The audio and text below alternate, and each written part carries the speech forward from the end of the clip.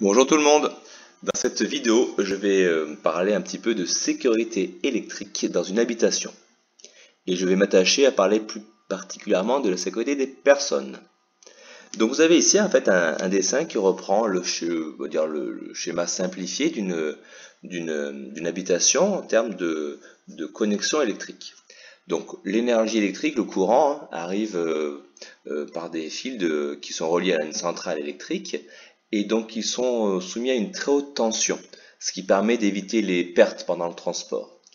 Mais donc il y a plusieurs centaines voire milliers de volts. Nous, dans une maison, on a besoin de 220, 230 volts, donc on a besoin de baisser cette tension. C'est le rôle du transformateur. Ensuite, il y a un poteau électrique qui serait ici, qui n'est pas dessiné, et qui va tenir ces fils et qui va les envoyer à la maison. Ce qu'il est important de voir, c'est que le long de ce poteau électrique, il y a un fil qu'on appelle la terre EDF. Il est ici. Ce fil, on s'en servira sur la fin de l'activité. Vous verrez, il sera important à ce moment-là. Et autrement, donc il y a deux fils, un qui s'appelle la phase, qui rentre dans la maison, qui va au niveau des appareils, et un fil en bleu qu'on appelle le neutre, ici de retour de courant. Tous ces fils, en fait, on ne les voit pas dans une maison, simplement parce que ces fils, ils sont dans les murs. Si je prends l'exemple de la prise, qui est ici, le fil de phase rouge et bleu, et ben on les retrouve là. Ils sont ici. Mais normalement, c'est encastré dans le mur, et donc c'est totalement invisible pour nous. Et le fil vert et jaune de terre habitation, qui est ici, ben on le voit, pareil, encastré dans le mur. Pareil, cette terre habitation, ce fil qui va dans le sol, vous ne le voyez pas, mais chez vous, il y a une tige, un métal, relié à cette terre habitation ici, qui est plantée dans le sol. Mais c'est dans les fondations de la maison, donc très souvent, c'est invisible.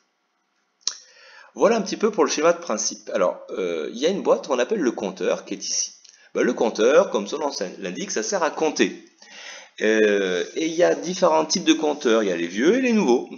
Alors les anciens ils sont ici, électromécaniques avec un disque qui tourne, les électroniques, ceux qu'il y a maintenant dans la plupart des habitations avec un affichage digital, et les électroniques connectées qu'on appelle les compteurs Link.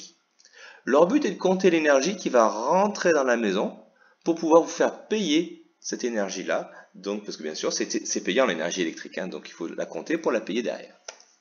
Alors le chemin du courant, par exemple pour le lave-linge, le courant rentre par la phase, compteur, il rentre dans l'appareil et il ressort ensuite par le fil de neutre. Voilà le chemin classique pour le courant que l'on va retrouver ici.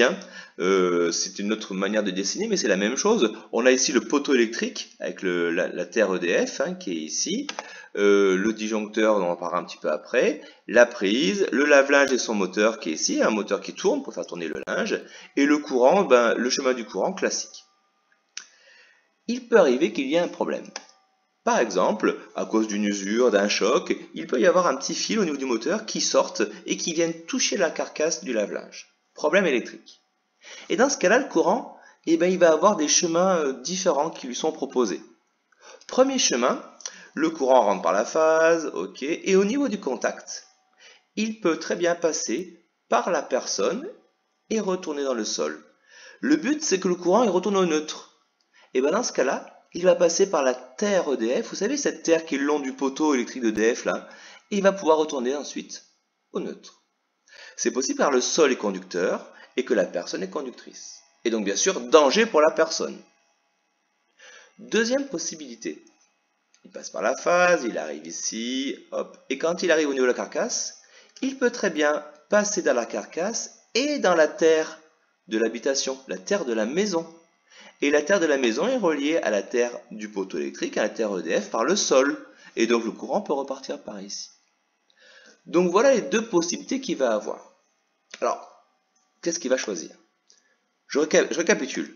Vous avez le chemin classique, quand même, qui est toujours là, avec une grosse résistance électrique, parce que le moteur, c'est un appareil qui fonctionne, et donc le courant a besoin de travailler à l'intérieur, résistance électrique importante. Vous avez ensuite passé par la personne.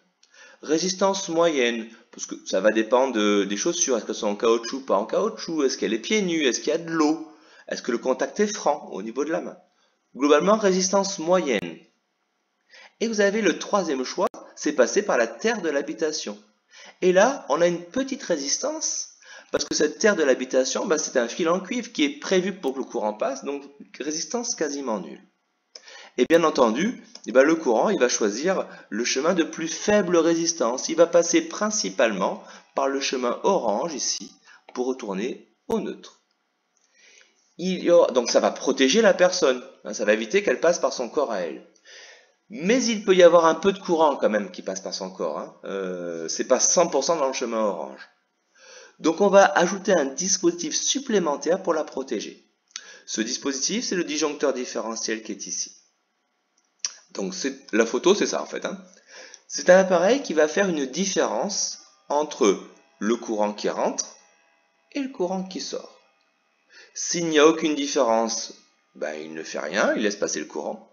S'il observe une différence qui est supérieure à 30 mA, il coupe le courant, il disjoncte, il ouvre le circuit.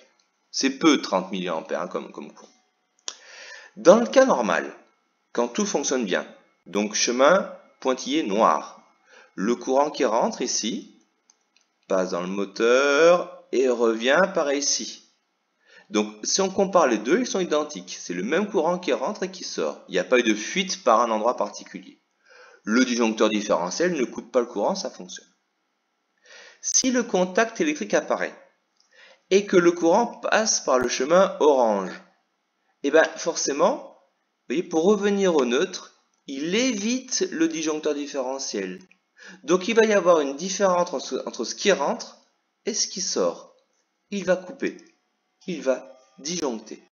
Et donc du coup, ça va protéger la personne qui est là, parce que même s'il y avait un peu de courant qui passait par elle, vu qu'il va disjoncter quasiment instantanément, ça va la protéger derrière. Donc la protection est maximale quand on a la prise de terre qui est ici, qui permet au courant de s'enfuir. D'ailleurs, on parle de courant de fuite, donc par la terre. Et le disjoncteur différentiel qui va donc observer cette fuite et qui va donc couper le courant en plus pour protéger doublement la personne qui est ici. Voilà, j'espère que vous en savez un petit peu plus en termes de sécurité électrique. Bonne journée à tout le monde.